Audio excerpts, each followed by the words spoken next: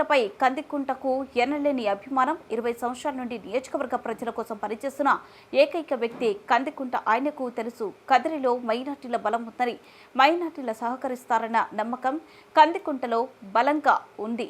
మైనార్టీలే అత్యధిక మెజార్టీతో గెలిపిస్తారన్న నమ్మకంతోనే కందికుంట ఎన్నికల్లో నిలబడ్డారు. మైనార్టీల పైన కందికుంటకు ఎంత ప్రేమ ఉందో స్పష్టంగా అర్థమవుతుంది. మైనార్టీ సోదరులు విజ్ఞతతో ఆలోచించి కందికుంటకు ఓటు వేయాలి తప్ప కందికుంటకు గెలిపించాల్సిన బాధ్యత మనందరిపై ఉంది. కదిరి బాగుండాలంటే కందికుంట గెలవాల్సిందే. మైనార్టీ ఫంక్షన్ హాల్కు 40 లక్షల రూపాయలు సొంత నిధులు ఖర్చు చేసిన ఘనత కందికుంటదే. 20 సంవత్సరాలుగా రాజకీయాల్లో ఉన్న కందికుంట ఏనాడైనా కులం మతం గురించి మాట్లాడారా?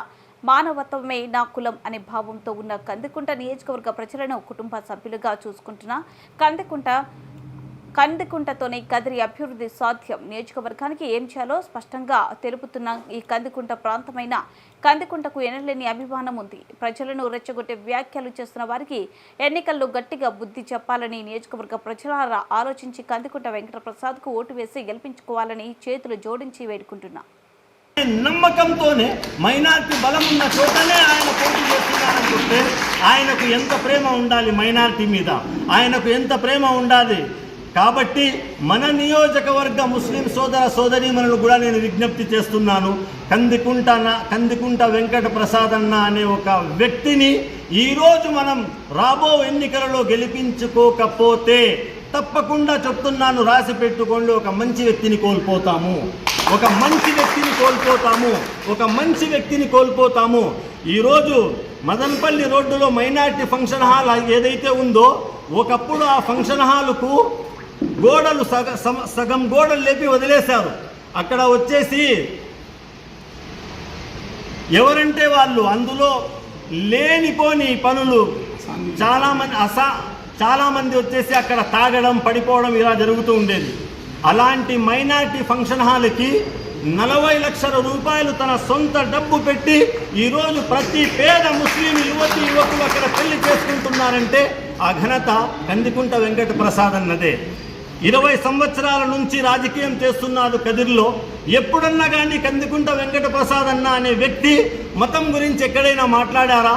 కులం గురించి ఎక్కడైనా మాట్లాడారా?